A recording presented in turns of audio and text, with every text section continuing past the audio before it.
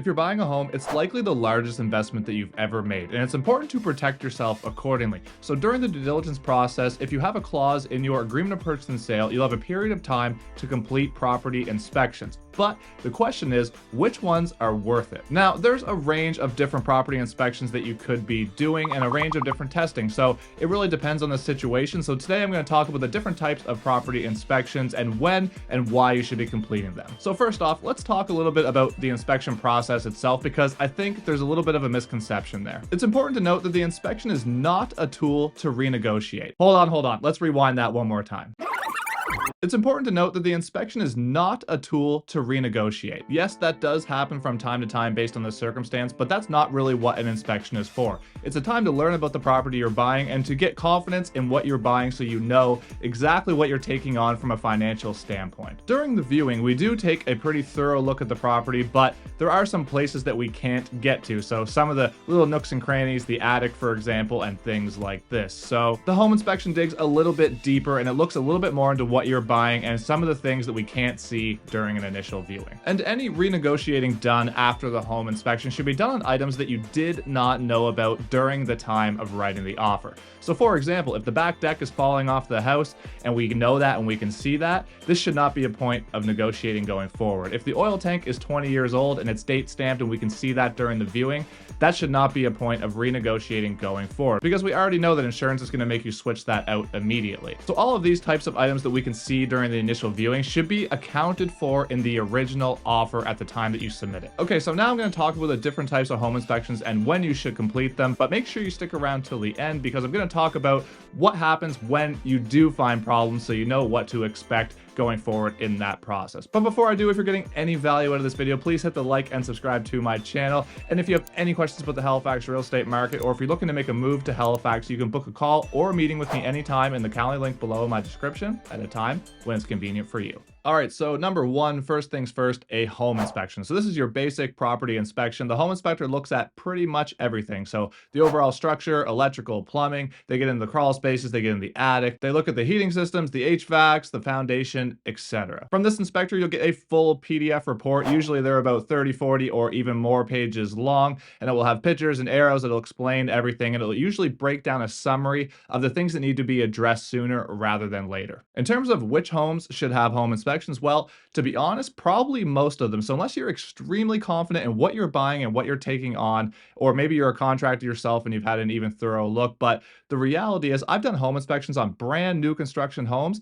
and the inspector's gone up in the attic and there's been no insulation in the attic. So that's just one example. So pretty much every home I would recommend a home inspection, and the ones I wouldn't would be very few and far between. And most home inspectors will have an add-on for a wet certification. So if there's a fireplace or a wood stove or anything like that that your insurance company will want wet certified, usually you can tack that onto your inspection as well, so you have that documentation for your insurance company. So inspection number two, radon gas testing. So radon is a naturally occurring gas that's produced by the decay of uranium, and it's found in a lot of rock and soil in Nova Scotia, and it's actually the second leading cause of lung cancer behind smoking. Most home inspectors will have a add-on package for a radon test, and this test is left in the home for 72 hours, and it measures the radon levels in the home every hour during that period, and then it produces a report at the end. And basically, as per Health Canada, there's a threshold that you should be below. So if you're above this threshold, don't worry. It's not a massive ordeal in the grand scheme of a fix for a real estate transaction. In my experience, the mitigation system install would be about $1,200 to $2,500 depending on the home, and any home that's built after 2010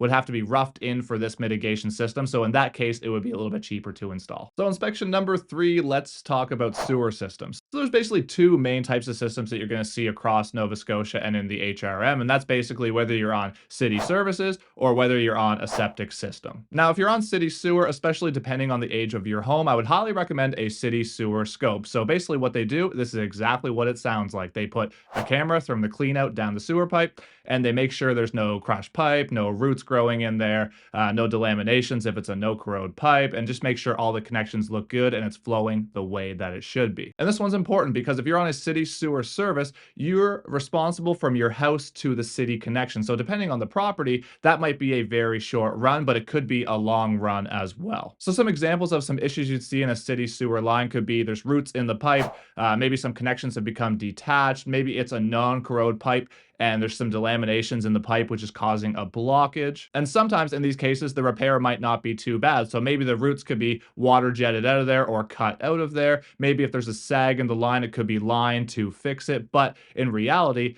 those are a lot cheaper than if it has to be dug up. Because if it has to be dug up, I've seen anywhere from $5,000 to $15,000 depending on the property and where the sewer line is going. And to put it into perspective for you, I once was dealing with a transaction where the sewer line went out underneath the front steps, underneath 2 retaining walls before it got to the city connection. And this all needed to be torn up. So not only are you paying to tear up the city sewer line and to replace it, but you're also having to reinstate all that landscaping, the front steps, and so on. So it can be a very messy situation. Now, if you're on a septic system, it's very similar. You're going to want to do a septic inspection, and basically they use cameras to go down the pipes, and they also do what's called a load test. So they load it up with tons of water, which is basically simulating like a Saturday morning where you have your dishwasher going, your washer, multiple showers, baths, and so on. So it's simulating kind of the biggest load possible on the system. And it's making sure that it is all draining properly and nothing is getting clogged up. And within this load test, they also do what's called a dye test. So they put dye down there and then they check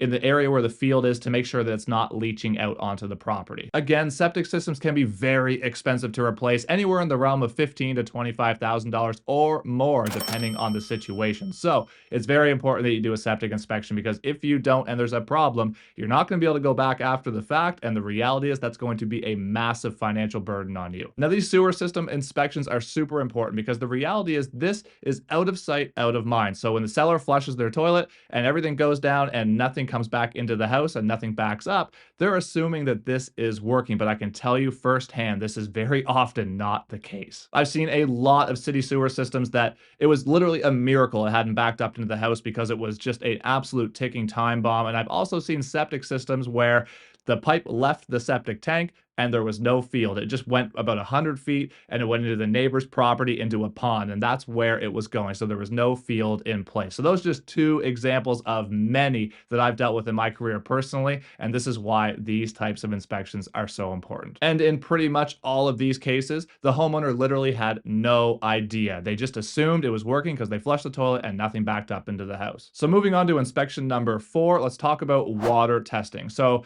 if you're not on city services, you're going to need to do some water testing. Now, there's 2 main streams here. One is water quality and the other one is water quantity. So let's talk about water quality first. So this is the test where you're going to look at, you're going to test the water and you're going to look at what is in the water. So, heavy metals, bacteria, E. coli, and so on. So you perform this test, they take it to a lab and they analyze it. And then based on what's in the water, you might have some health concerns there that need to be addressed. The good news is any of these systems are generally easy fixes. It's just a matter of what kind of system it's going to be and how much it's going to cost. And these can range from anywhere from around $750 for a UV light system all the way up to $4, $5, $6 or higher, depending on what kind of heavy metals you may or may not be dealing with. Now, the second test to test quantity, if you're dealing with a drilled well specifically, is called a flow test. Now, this one is super important. It measures the rate of recovery of the water in the drilled well. So this is important because you want to make sure you have enough water in the well and you're not going to run out. Now, if the well is not up to the numbers of the standard guidelines, then you have a problem and you might not have enough water in the well.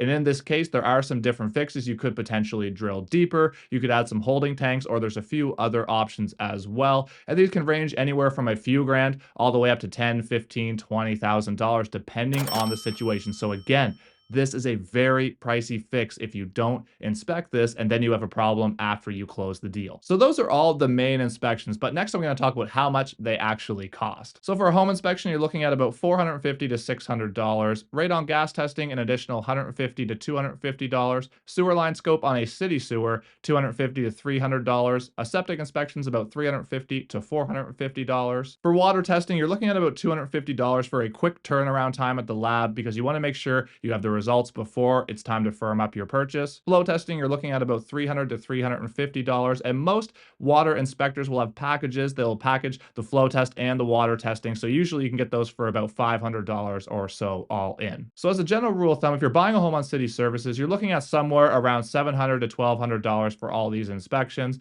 And if you're buying a home on well and septic, it is going to be a little bit more expensive, so in that case, you'd be looking at about $1,300 to $2,000. Now, last but not least, I'm going to talk about what happens when you uncover issues. And this is obviously a very important topic, but there's always it's very situational, and it always comes down to two main questions.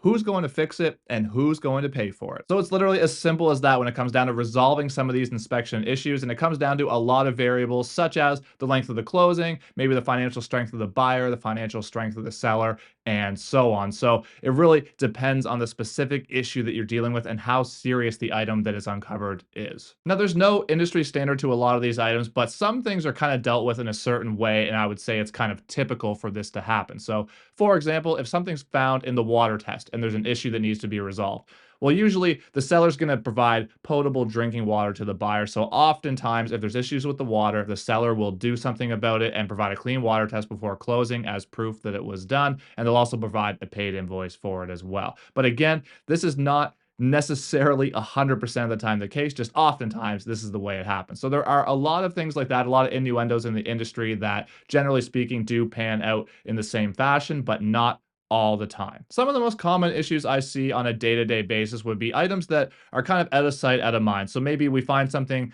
not very nice in the attic, such as mold or a leak. Maybe something that's leaking in the basement in kind of a crawl space area. Maybe there's something with the water. Maybe there's something with the sewer line or the septic. So again, a lot of the items that are out of sight, out of mind are generally speaking the ones that come up that are kind of the biggest pain to deal with. At the end of the day, there's truly no right or wrong answer here of how these items are dealt with. And I'm sorry, I can't really give you any more info than that, but I will say this. Over the last few years when the market was booming, there was very little negotiating happening after the inspections. And this is because oftentimes in the background, there was another buyer waiting to jump in there. And even if they were disclosed what the item was, they would still be happy to take the house and deal with that item themselves, even if the original buyer couldn't afford it or did not want to deal with it. But now the market has changed drastically. It is leveling out. And now we're going to start seeing a lot more negotiating after home inspections again. And this is why it's so important to work with an experienced agent or somebody who really knows the area and what they're doing, because a lot of these items can be very tricky to work through if you're not experienced in that.